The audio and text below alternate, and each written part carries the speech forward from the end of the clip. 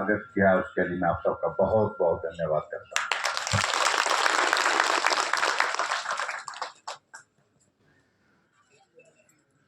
ये पता नहीं क्यों जब रोहड़ू आता हूँ अपने आप को सचमुच में ऐसा ही लगता है कि मैं कहीं और नहीं अपने घर में हूँ। जब हम सराज जाते हैं,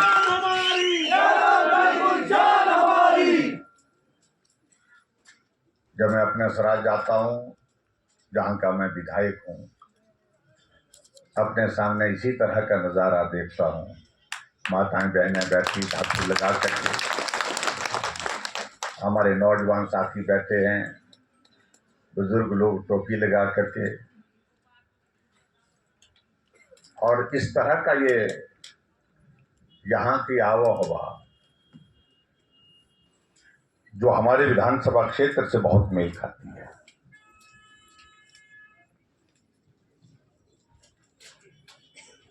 रोहड़ू जब शिमला से आए हम, जब चलने लगे तो शिमला में सुबह ठंड थी, और यहाँ रोहड़ू में जब पहुंचे तो हमने कहा भी रोहड़ू वालों ने ये हवा क्यों बंद करके रखी हुई है, थोड़ा रास्ता दीजिए। तो पर्दे खोले तो थोड़ी राहत हो रही है, यहाँ काफी गर्मी होती है।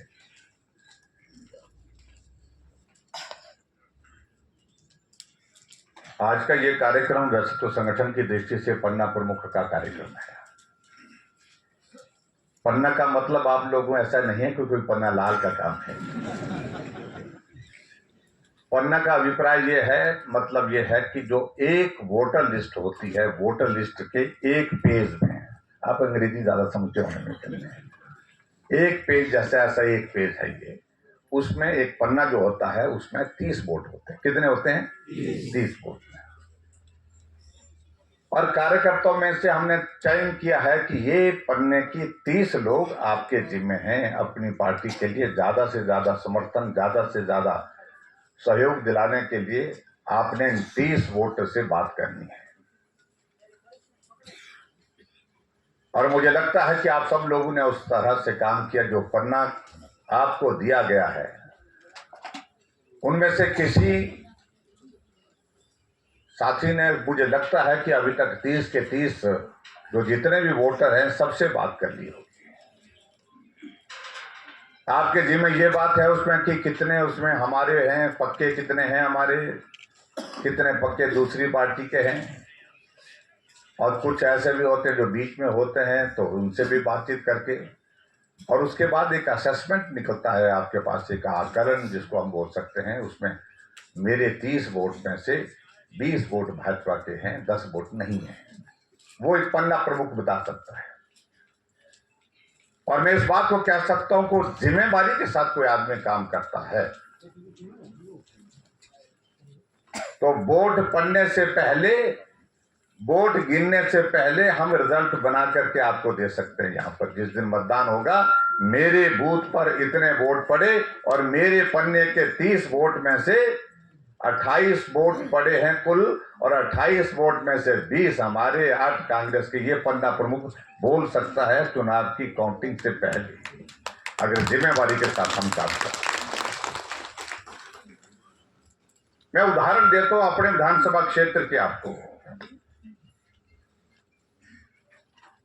विधानसभा का चुनाव हुआ, और विधानसभा का चुनाव जब 2017 का हुआ,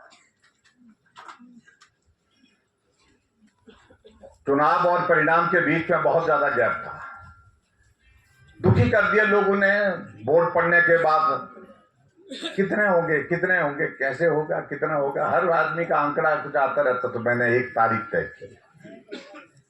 मैंने कहा इतनी तारीख को आप अपने अपने पोलिंग बूथ पर बैठक करो, सब पन्ना प्रमुखों को भी बुलाओ, पार्टी के कार्यकर्ताओं को भी बुलाओ, और कितने वोट आपके वहां से पोल हुए उसकी पूरी डिटेल बना करके पोलिंग बूथ की, इस तारीख को जब मंडल, हमारी मंडल की बैठक होगी, उस दिन आपने हमारे पास ले लेना।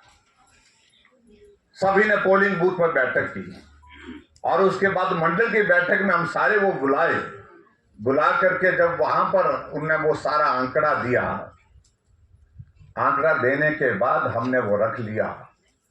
अब मैं आपको कह रहा हूं कि आप हैरान होंगे, जब वोटों की गिनती हुई जितने वोट उस हमको बताए गए थे इतने वोट पड़ेंगे, तो वोट का अंतर 120 वोट का, सिर्फ 120 वोट का अंतर आया। ये पन्ना प्रमुख कर सकते।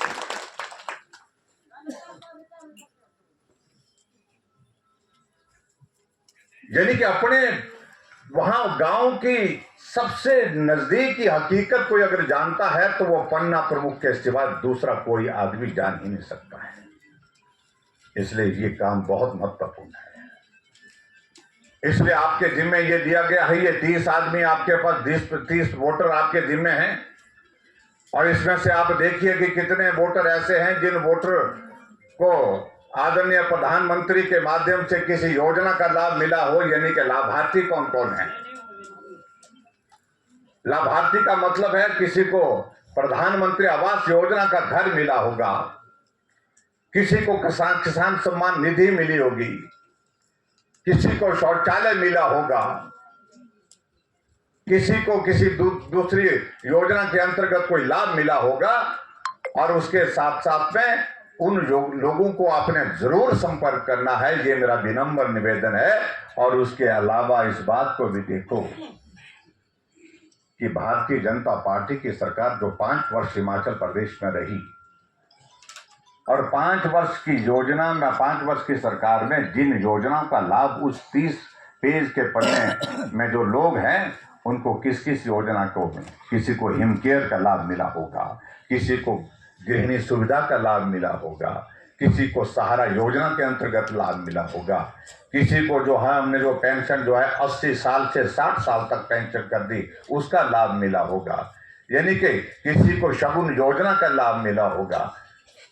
तो आप उनसे बात कर सकते हैं कि आपको ये लाभ हमारी सरकार ने दिया है, हमारी पार्टी की सरकार ने दिया है, हमारे नेता ने दिया है, इसलिए आप सब हमारा सहयोग करिए। मेरी बात समझ गए ना? सब हैं रोडू वाले, लेकिन उस वक्त पता नहीं कहाँ गड़बड़ हो जाती है। मैं उत्साहित होकर के जाता हूँ रोडू से, बहुत खुश होकर के जाता हूँ, लेकिन वो खुशी मेरी बहुत लंबी नहीं होती है। जब जब रिजल्ट निकलता है तो गड़बड़ हो जाता है। क्यों छोड़ते इस कमी को आप लोग? बहुत हो लिया, बहुत चले, दुनिया कहां पहुंच गई।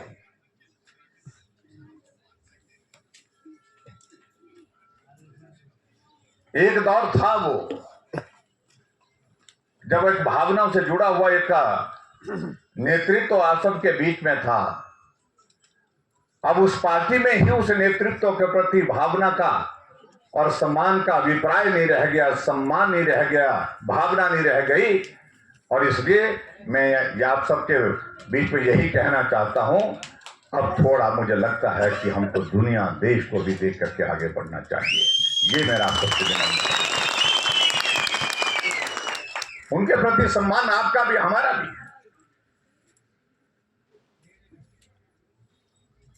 लेकिन जिस पार्टी में जिनने जीवन लगा दिया उसमें ही उनका सम्मान नहीं है, उस पार्टी में ही उनके लिए भावनाएं नहीं हैं। तो मुझे लगता है कि हम आप सबको भी सोचना चाहिए।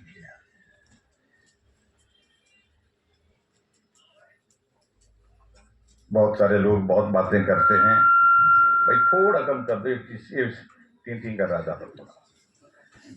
हाँ, थोड़ा सा लगता है हमें कोई।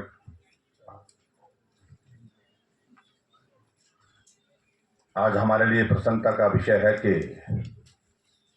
देश आदरणीय प्रधानमंत्री नरेंद्र मोदी जी के नेतृत्व में लगातार आगे बढ़ रहा है, तेज गति से आगे बढ़ रहा है। और अंतर्राष्ट्रीय मंच पर आप देखिए भारत का सम्मान किस कदर ऊंचा हुआ है।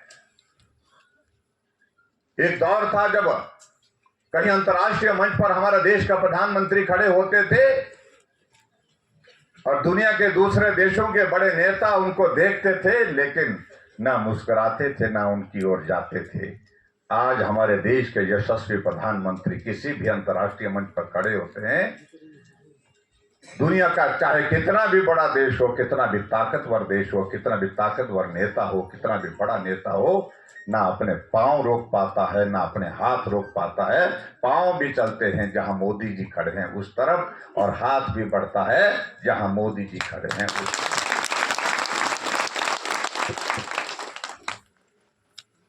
सम्मान और स्वाभिमान के साथ भारत खड़ा है। जिस अंतर को समझाने की आवश्यकता है,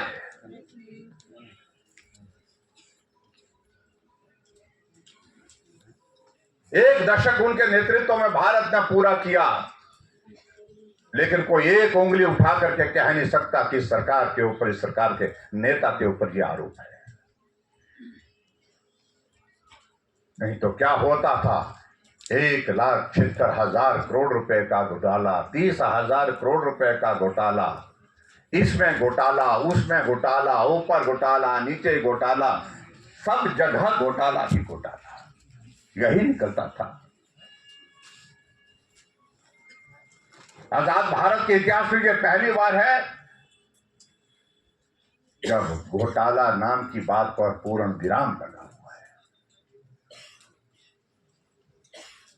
और इसलिए पूरे देश पर में इस तरह का एक भाव बना हुआ है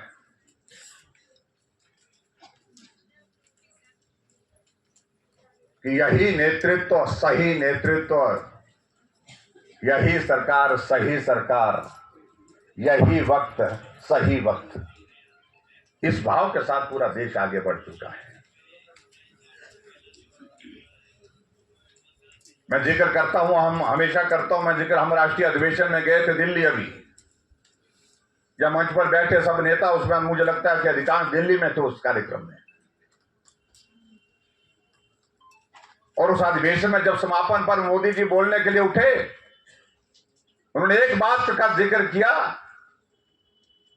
कि इन 10 वर्षों में जो भरोसा, जो विश्वास हमने कमाया है, मैं इस बात को दावे के साथ कह सकता हूं, शायद ही किसी कि इस देश के किसी प्रधानमंत्री, किसी पार्टी के प्रति इस प्रकार का भरोसा हुआ होगा, विश्वास रहा होगा।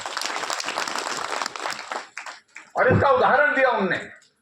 पार्टी का कार्यकर्ता तो कहता ही है, वो भावना की वजह से कहता कि हम पार्टी से जुड़े हो, मेरा नेता प्रधानमंत्री बनना चाहिए, मेरी पार्टी जीतनी चाहिए। वो तो कहता है कि मोदी जी जीतेंगे, भाजपा जीतेगी, सरकार बनेगी, मोदी जी प्रधानमंत्री बनेंगे। लेकिन आप गांव गांव में जाकर के, गली गली में जाकर के आप देखिए, किसी से भी पूछो, और यहां तक के जो कांग्रेसी भी हैं, जिंदगी भर कांग्रेसी रहे हैं, उनसे भी आप अकेले में पूछेंगे, यार झंडा तो तैने उठाया वो कांग्रेस का, भाई धोरी दस तो कौन सी सरकार बनेगी? वो भी बोलता है आएंगे तो मोदी। जब दिख रहा है देश में कोने कोने में एक हर आदमी कह रहा है, और यहां से आगे प्रधानमंत्री जी ने कहा कि ये हम पहली बार भरोसे की पराकाष्ठा हम देख रहे हैं कि चुनाव अभी होना है, वोट अभी पड़ने हैं, वोटों की गिनती अभी होनी है, परिणाम अभी निकलना है, लेकिन बहुत दर्जनों देश के जो प्रमुख नेता हैं, दर्जनों देश की ओर से मुझे बतौर प्रधानमंत्री निमंत्रण जुलाई महीने के, अगस्त महीने के, सितंबर महीने के विदेशों में इस प्रकार से आए हैं कि पहले ही वो मान करके चले हैं कि चुनाव भारत में होगा तो प्रधानमंत्री बनेंगे तो नरेंद्र मोदी बनेंगे। ये कितनी बड़ी बात है। देश का भरोसा तो एक जगह, लेकिन दुनिया का भरोसा हमारे नेता के ऊपर इस कदर है, जिस बात को लेकर के आज से पहले कभी इस तरह का नजारा हमने देखा नहीं होगा। इस बात को सोचने की आवश्यकता है। यहाँ गठबंधन बनाया हुआ है, ना नेता है और ना नीति है, कौन नेता होगा, कौन प्रधानमंत्री होगा मालूम नहीं, कौन अमेठी से लड़ेगा, कौन रायबरेली से लड़ेगा, अभी तक भी तय नहीं हो रहा है। मंथन चल रहा है, चिंतन चल रहा है, तय करने की स्थिति नहीं है।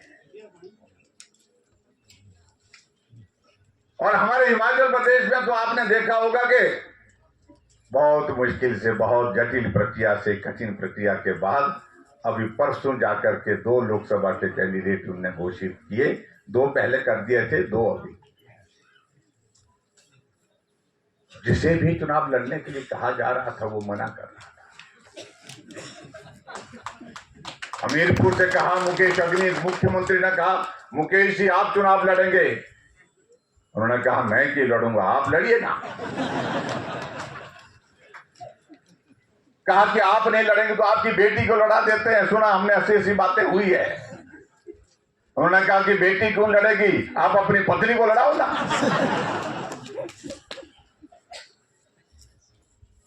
कांगड़ा में कहा आरएस बाली को कहा कि आप चुनाव लड़ेंगे, तैयारी करो। उन्हें चिट्ठी लिख डाली, क्या नाम उनका पार्टी के अध्यक्ष खड़गे जी को कहा कि मैं चुनाव किसी सूरत नहीं लड़ना चाहता हूं।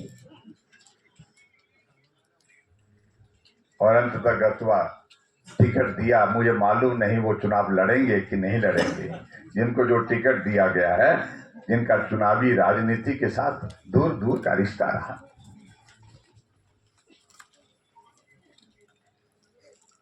प्रत्याशी कोई भी हो, मुद्दों पर चुनाव लड़ेंगे।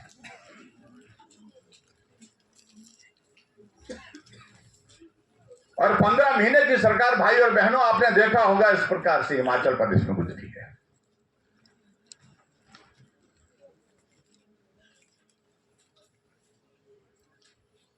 जिस सरकार में चारों तरफ जो है एक तरह का इस प्रकार का माहौल खड़ा हुआ है कि विश्वास नाम की कोई, भरोसे नाम की कोई चीज नहीं रहती।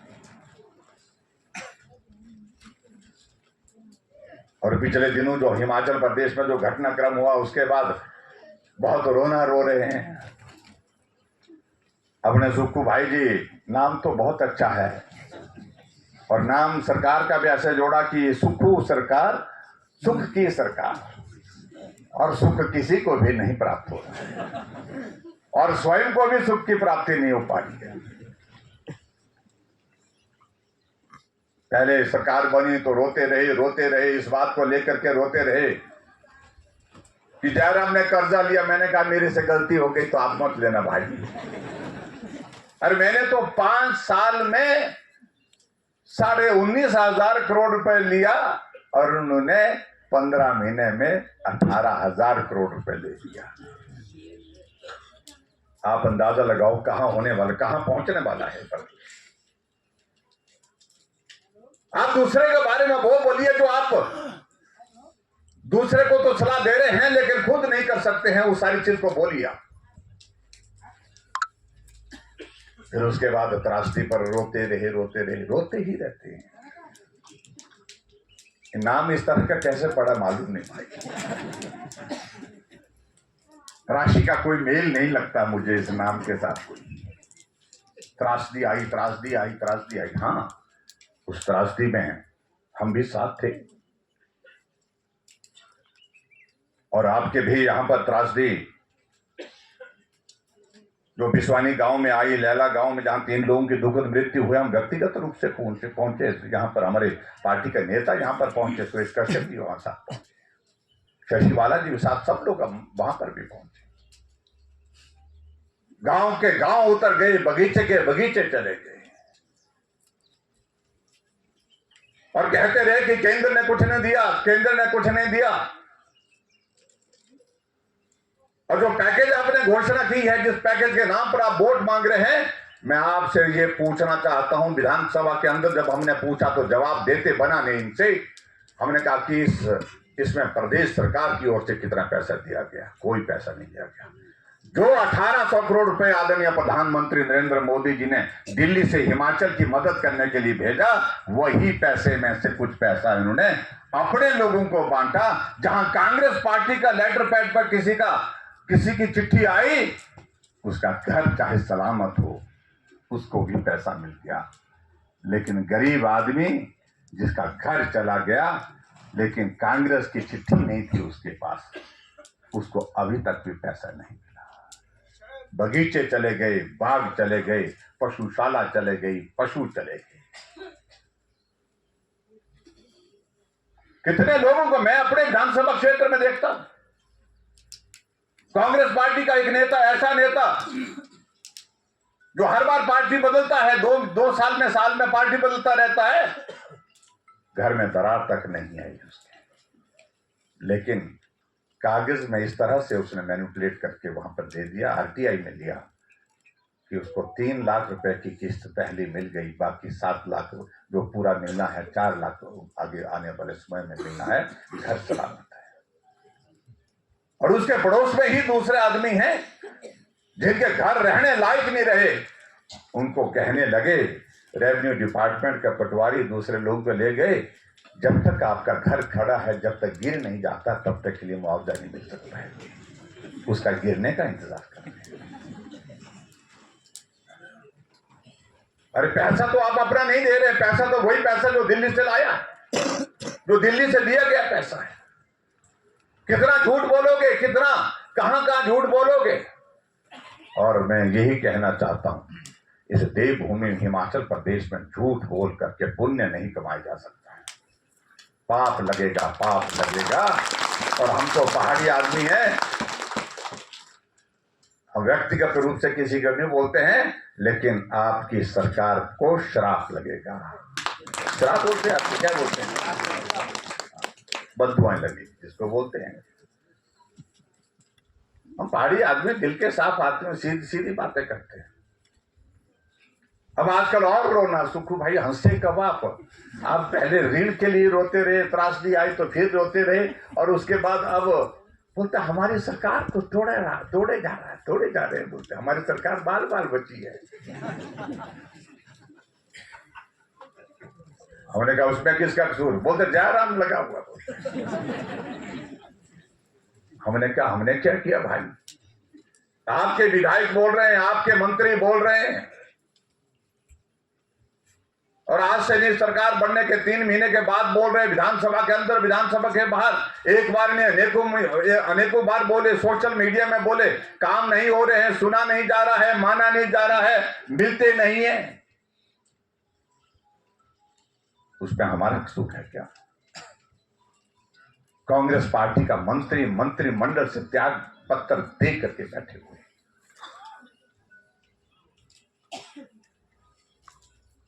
और जो मंडी से चुनाव लड़ रहे हैं उन्होंने कहा, जो कांग्रेस पार्टी के, कि मेरे पिताजी 6 बार मुख्यमंत्री रहे,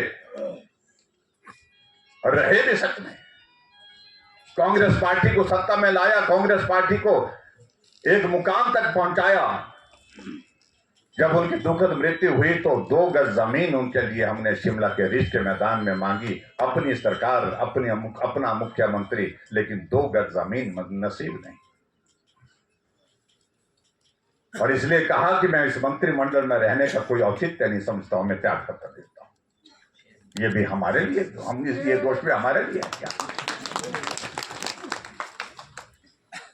आपका मंत्रिमंडल की बैठक से रुमाल लेकर के आंसू पोंछते बाहर निकलते, ये दोनों मंत्री शिमला जिला के हैं भाई, मैं आपको बता दूं।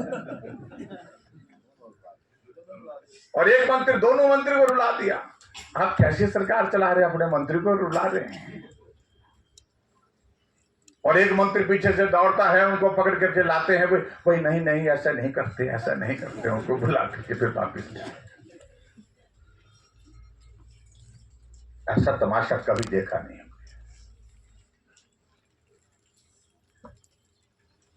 जो विधायक कह रहे थे आप ठीक नहीं कर रहे, आपकी ही कांग्रेस पार्टी की जो मेंबर पार्लियामेंट मंडी से हैं, उन्हें प्रेस कॉन्फ्रेंस करके कहा कि कार्यकर्ताओं के काम नहीं हो पा रहे हैं, लोगों के काम नहीं हो पा रहे हैं, किस मुंह से लोगों के बीच में वोट मांगने के लिए जाएंगे। ये मैंने थोड़ी कहा, प्रतिभा सिंह जी ने कहा, और कहा कि इसलिए मैं ऐलान करती हूं कि मैं चुनाव नहीं लड़ूंगी। लड़ा नहीं, लेकिन मैं हैरान हूं थोड़ा कि अपने आप तो मना कर दिए, बेटे को टिकट दे दिया।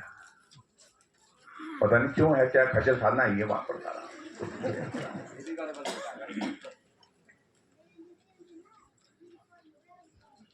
अब उसके बाद बचता क्या भाई? अभी राज्यसभा का चुनाव था, राज्यसभा के चुनाव के लिए हमने कैंडिडेट खड़ा किया। कुछ कांग्रेस के मित्र मेरे पास आए कि ये कैंडिडेट क्यों खड़ा किया आपने, सर्वसम्मति कर लेते। हमने कहा नहीं, लोकतंत्र है, हम अपनी बात रख सकते हैं, अपना चुनाव लड़ने का अधिकार है। नहीं, परंपरा रही है, बोलते हैं ऐसा कि जब बहुमत बहुत ज्यादा होता दूसरी पार्टी का, जीतने की संभावना नहीं होती, तो सहमति से एक ही कैंडिडेट को करना चाहिए। हमने कहा अब की बार नहीं होगा भाई, हमने कैंडिडेट दिया। फिर कहने लगे कि यार क्या फर्क पड़ेगा, एक वोट पड़ेगा, एक वोट, दो वोट आपको पड़ेंगे ज्यादा, तो क्या फर्क पड़ेगा, हम तो 40 हैं, 40 + 3 43 हैं, आप तो 25 हैं। हमने कहा हम 25 हैं, हम देख लेंगे, गुजारा चला लेंगे जैसे करते। हमें मालूम था कि अंदर इनका ठीक नहीं चल रहा है। और जिस दिन वोट पड़े वो 43 से 34 हुए, हम 25 से 34 हुए।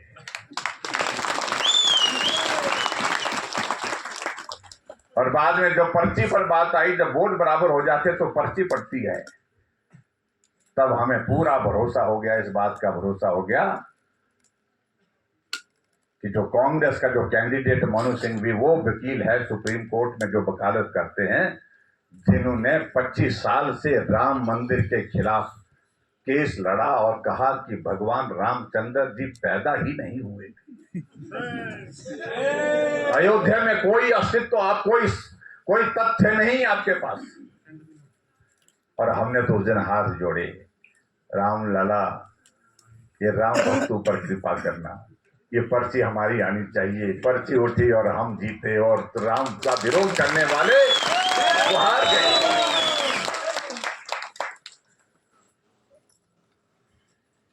भगवान रामचंद्र जी का श्राप लगा। और वो कहते हैं ना, ओए वही जो राम रची रखा, वही हुआ। एक संदेश जाने की, आप देने की आवश्यकता थी, वो हुई। अफरा तफरी बच गई चारों तरफ। पहले पूछते थे जयराम भाई ये कैसे होगा, कैसे होगा। हमने पहले तो कुछ नहीं कहा, लेकिन जब जिस दिन जीत गए हमने कहा ऐसे होगा। अब कई हमसे पूछते हैं, जब मैं बोलता हूं ये सरकार जा चुकी है, और सही मायने में सरकार है कहां? किस बात की सरकार हिमाचल प्रदेश में, जो राज्यसभा की सीट बहुमत होने के बावजूद भी जीत नहीं पाई है, हार गई है। जो सरकार अपना बजट पारित करने के लिए हम बीजेपी के विधायकों को, 15 विधायकों को सदन से उठा करके 100 कमांडो बुलाए गए, सदन से हमको उठा करके, मुझे भी उठाया, बिट्टू वर्मा जी को भी उठाया, और सदन से बाहर सस्पेंड करके सड़कों पर फेंक दिया। आज तक के इतिहास में पूरे देश भर में ऐसा नहीं हुआ कि बजट पारित करने के लिए किसी सरकार ने विपक्ष के विधायकों को सस्पेंड किया। सस्पेंड इसलिए किया, बहुमत नहीं था, सरकार गिर रही थी, सरकार बचाने के लिए इस तरह से किया गया। तो सरकार है कहां? किस बात की सरकार, कौन सी सरकार है यहां?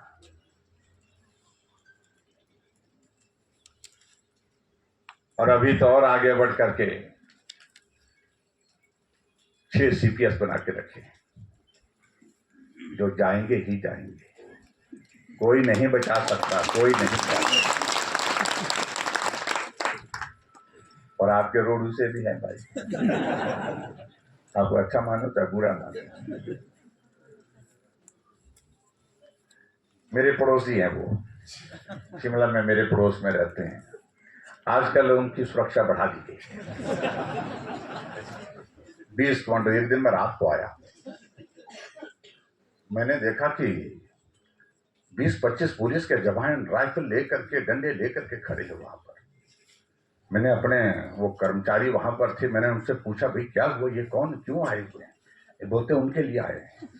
मैंने कहा उनको क्या हुआ? तो उनकी सुरक्षा के लिए आए बोलते। मैंने कहा उनको किससे खतरा? वो तो सरकार में, वो तो सरकार में तो है, लेकिन इसलिए खतरा है कहीं भाग न जाए।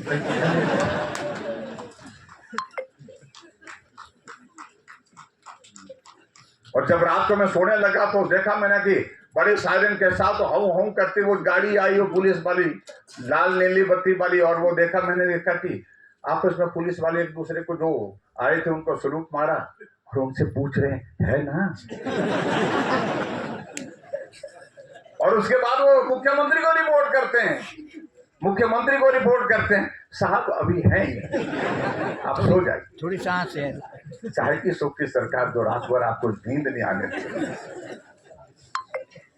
ये हालात है।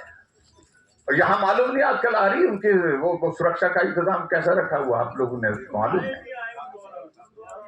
आगे पायलट, पीछे एस्कॉर्ट, 4-5 गाड़ियां आगे पीछे।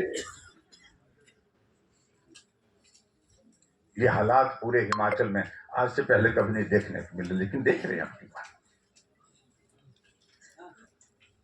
और बाकी रहे यहाँ पर हमारे साथी कह रहे हैं, यहाँ गारंटी की बातें कर रहे थे, गारंटी ये दी थी वो दी थी। मैंने कहा छोड़ो परे यार, अब गारंटी सरकार की ही गारंटी नहीं है तो अब गाय की गारंटी पूछनी है।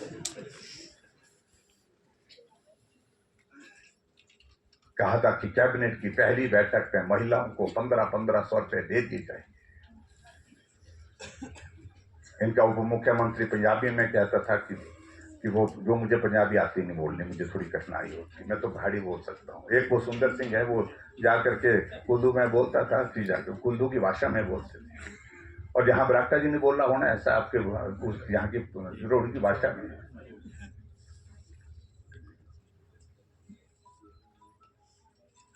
विधानसभा के चुनाव से पहले कहा फार्म भरो, 1500 रुपए मिलेंगे। 15 महीने बीत गए, लोकसभा के चुनाव आए, फिर फार्म लगे तो फार्म भरो 1500 रुपए मिलेंगे। आगे कोई और चुनाव आएगा तो फिर बोलेंगे फार्म भरो। अब की बार उनका ही फार्म भरना है, उनको ही पेंशन लगा देंगे। और लगनी है पेंशन ही लगेगी और कुछ नहीं हो सकता, उनको पेंशन लगा करके ही छोड़ेंगे। ये पूरे देश भर में तय कर। कितनी बार आप माताओं बहनों को जलील करते रहेंगे? क्या ये समझ रखा कि 1500 रुपए का लालच आप हर बार देते रहेंगे और देंगे नहीं और उनसे वोट लेते रहेंगे? आखिरकार माताओं बहनों का भी सम्मान है और अब की बार सम्मान के साथ खड़ी है। उन्होंने कहा ये फार्म अपने पास रखिए, अब की बार हम ही आपको पेंशन लगाने का इंतजाम करेंगे। ये हकीकत ये होने वाला है। ये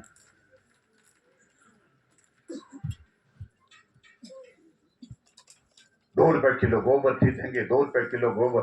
और गांव के लोग हम सीधे साधे, हमने कहा कि यार इस बार गोबर ना सेब को भी नहीं डालना, खेत में नहीं डालना, सुखू भाई आएंगे 2 रुपए किलो के हिसाब से उनको देंगे। 15 महीने हो गए, गोबर सूख गया सुखू भाई।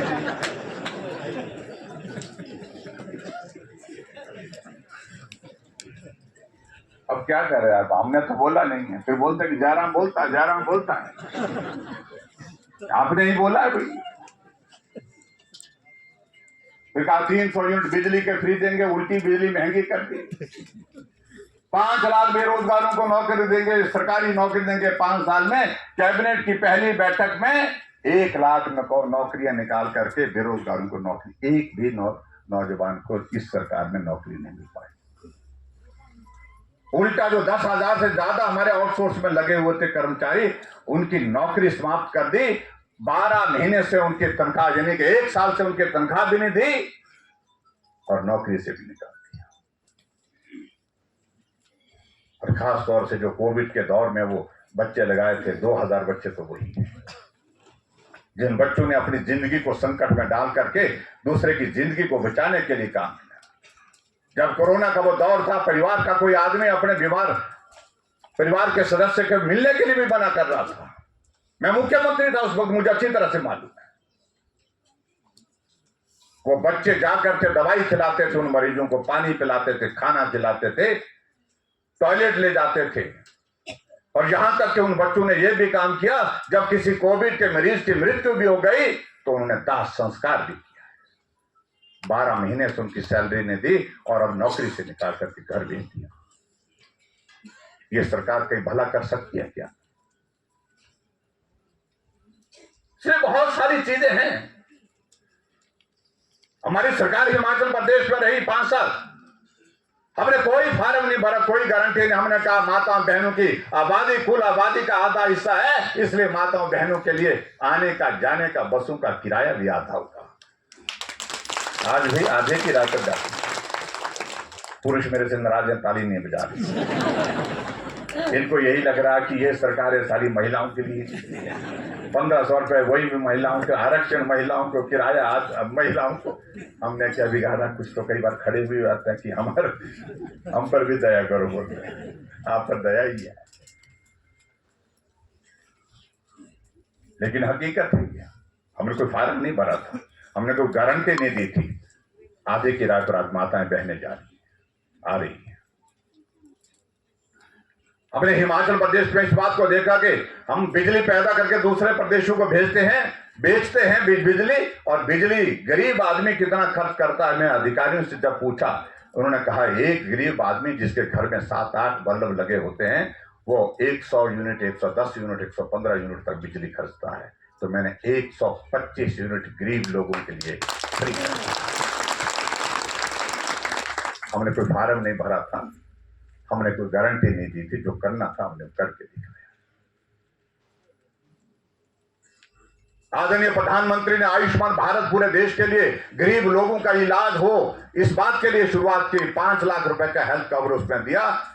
जो हिमाचल प्रदेश में जो बाकी जो आयुष्मान भारत के अंतर्गत कवर होने से बच गए थे, जो कैटेगरी में नहीं आ रहे थे, लाखों की संख्या उनकी थी, क्योंकि उसमें लगभग 21 लाख के लगभग लोग कवर हो रहे थे। बाकी लोग जो है वो पॉपुलेशन तो हमारी 70 लाख है, 70 लाख से ऊपर है। हमने कहा बाकियों को कवर करने का जिम्मा मैं लेता हूं। हमने हिम केयर की शुरुआत की। 5 लाख रुपए तक गरीब आदमी का इलाज का इंतजाम हमने किया। अब 15 महीने से हिम केयर का पैसा बंद कर दिया है। कोई आदमी हॉस्पिटल जाता है, हिम केयर का कार्ड लेकर के जाता था, लेकिन आज डॉक्टर बोलते थे कार्ड तो है लेकिन इससे इलाज नहीं हो पाएगा, क्योंकि सरकार ने बंद कर दिया। हमने सहारा योजना के अंतर्गत हिमाचल प्रदेश के उन बेसहारा लोगों के लिए जो किसी बीमारी के शिकार हो गया, एक्सीडेंट हो गया, बिस्तर पर हैं, जिंदा तो हैं लेकिन चल नहीं सकते, अपना काम नहीं कर सकते, उनके लिए हमने सहारा योजना के माध्यम से 3000 रुपए उनके खाते में डालने का प्रावधान किया। 25,000 लोग ऐसे हैं जो जिंदा तो है लेकिन अपना खाना भी अपने हाथ से नहीं खा पाते हैं, कुछ तो टॉयलेट नहीं जा पाते, पानी भी नहीं पी पाते हैं, ऐसी स्थिति में है। उनके लिए हमने 3,000 रुपये हर महीने का सहारा योजना के अंतर्गत डाला। पिछले 15 महीने से वो पैसा भी लगभग बंद कर दिया है। ये सरकार बंद करती है। 1000 संस्थान हमने हिमाचल प्रदेश में जो जनता की मांग पर खोले थे, वो सारे के सारे संस्थान बंद कर दिए। आपके यहाँ पर धनबाड़ी में सब तहसील खोली थी, नोटिफिकेशन हो गई थी। आपके इस इलाके में, दूर दराज के इलाके में लोगों को सुविधा के लिए वो खोली थी, लेकिन वो डिनोटिफाई कर दी। समरकोट में सब तहसील दी थी, वो डिनोटिफाई कर दी। और आपके यहाँ पर 3 सीनियर सेकेंडरी स्कूल खोले थे, वो डिनोटिफाई कर दी। CSC संदासु खोली थी, वो भी डिनोटिफाई कर दी। हमने मुख्यमंत्री को कहा कि काम करने के लिए होती है सरकार भाई, बंद करने के लिए नहीं होती है। वो कहने लगे काम तो सभी करते हैं, संस्थान तो सभी खोलते हैं, लेकिन बंद करने की हिम्मत किसी में नहीं। मैं कहा वाह,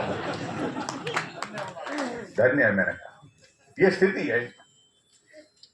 इसलिए भाई और बहनों, में उन बातों को छोड़ देता जिन बातों का जिक्र मुझसे पहले हमारे सांसद महोदय जी ने यहाँ पर किया। चाहे वो किसान सम्मान निधि की बात है, आयुष्मान भारत की बात है, जिसमें तय कर दिया कि 70 साल से ऊपर के बुजुर्गों के लिए अब आने वाले समय में सबको उसमें हेल्थ कवर 5 लाख रुपए के दिया जाएगा। ये भी तय किया है।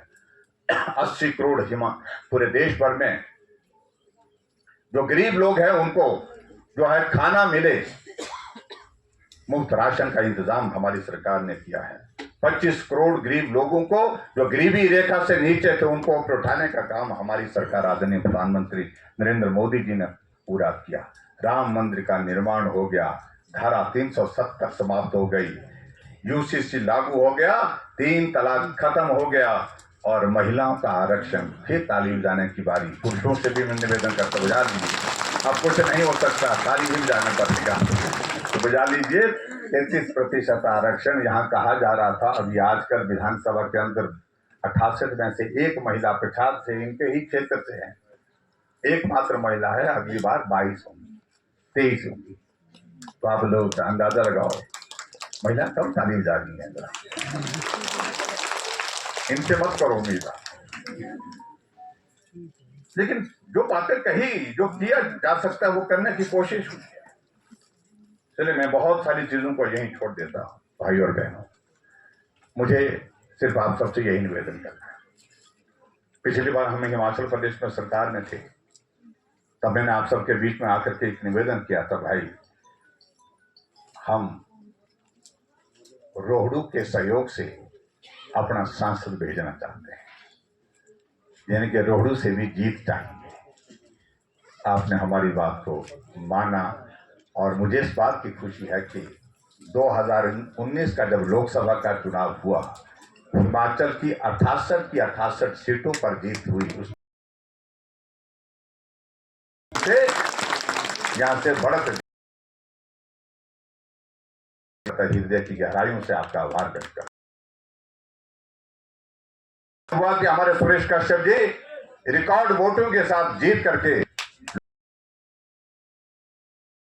3,30,000 वोटों से जीत करके नहीं गए। कश्यप जी अध्यक्ष रहे और सांसद। मेरा आप सबसे निवेदन है, जब ये सामने लिखी हुई दीवार पर दिख रही है सरकार भाजपा की बनेगी, एनडीए की बनेगी, मोदी जी प्रधानमंत्री बनेंगे, तो हमारा सांसद भी हिमाचल प्रदेश के शिमला लोकसभा क्षेत्र से भाजपा का ही बनेगा।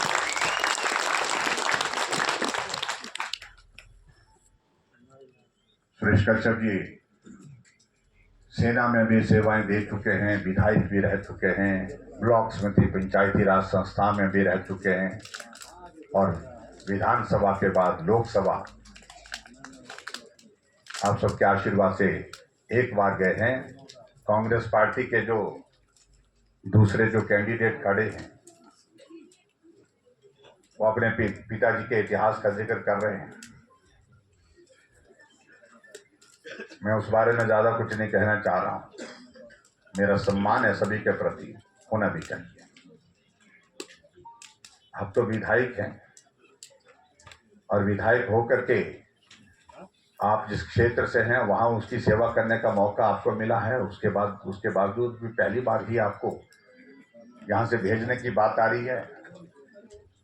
कांग्रेस ने तो भेजा है, लेकिन लोगों के हाथ में अभी तक जो है नहीं भेजना ये लोगों के हाथ में है।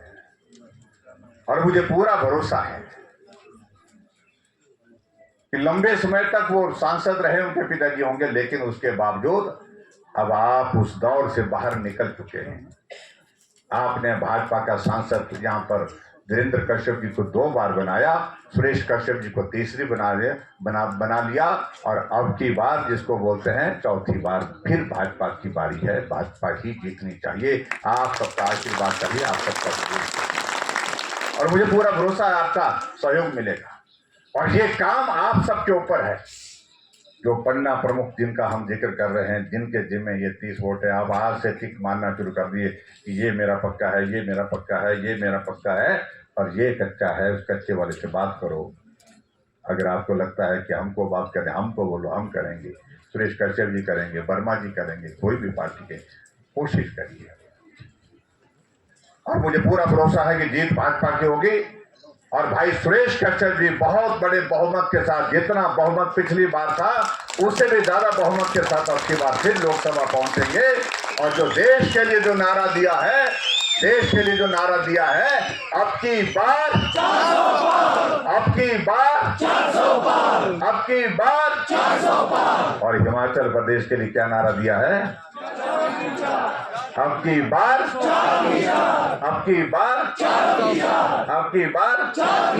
ये प्रदेश के लिए। और रोडू के लिए क्या देंगे?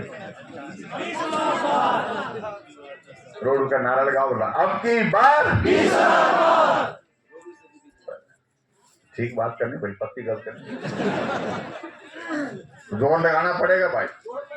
हमारे पहाड़ी में बोलते थे जो बड़ा पेड़ होता है, जब उसको देखते कि हम उसके लिए मंदिर के बनाने के लिए ले जाते हैं, उसको काटते नहीं, फिर उसके लिए हेसरू लगाते हैं। आपके बोलते हैं हेसरू, ढेर साल लगाते, जोर से, ठीक है ना? हाँ, तो इसलिए मेरा आप सबसे यही निवेदन है कि बड़े ताकत के साथ, जोर के साथ हम सब लगेंगे और उसके बाद फिर यहाँ गीत गाएंगे जो हम हमेशा जब भी जाते हैं कार्यक्रम में जाते हैं, जब कार्यक्रम का कल्चर प्रोग्राम का जब समापन होता है तो एक गीत जोरदार रंग जाता है कि रोड जाना मेरी अम्मिया रोड जाना, सब नाचते हैं उस पर, तो हम भी नाटी डालने के लिए आएंगे। ठीक है, रोडू आकर के नाटी डालेंगे। जीत भाजपा की होनी, जीत भाजपा के साथ मोदी जी की जीत होना निश्चित है और सुरेश कश्यप जी की जीत आप सुनिश्चित करिए, फिर आपके यहाँ पर नाटी डालने जरूर आएंगे। इतनी बात कहते हुए आप सबका बहुत बहुत धन्यवाद। नमस्कार, जय हिंद, जय श्री राम।